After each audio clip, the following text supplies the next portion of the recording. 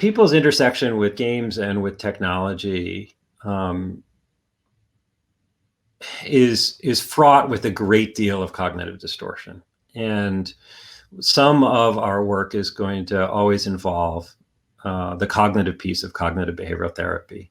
So often people are stuck online for very long periods of time because of FOMO, that's fear of missing out. And that is, even though they've just spent 7 or 8 hours doing that activity, whatever it is, they have this belief, this thought that if they leave now, they're going to miss out on something. And even though they might have been doing this for 10 hours a day for years, and they have all the data to suggest that nothing interesting is going to happen in that hour, they still believe it. They have the thought and they believe it.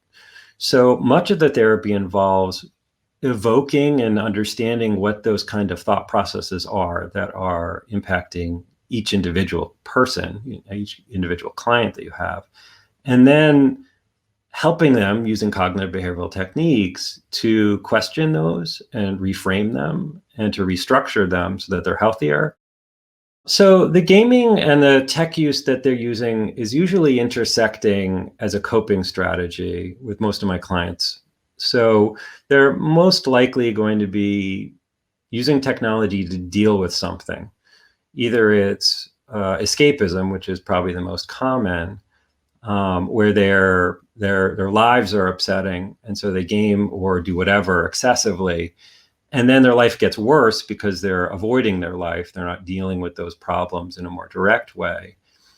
And then they need to game more to deal with the bigger problems, and it just sort of spirals out of control. That's probably a pretty common way that it's intersecting with their lives as a coping strategy, as a way of escaping.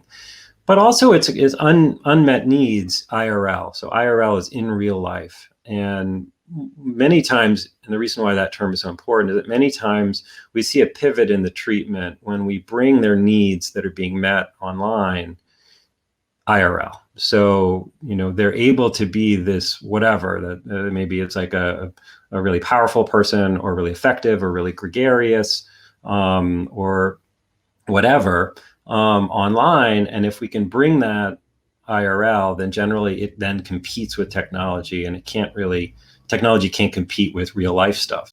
I had a client once say, I was running a group and we all went on a bowling expedition, and we were all in my minivan driving to the bowling alley. And there's some awkwardness because the guys were talking awkwardly because, social skills and all.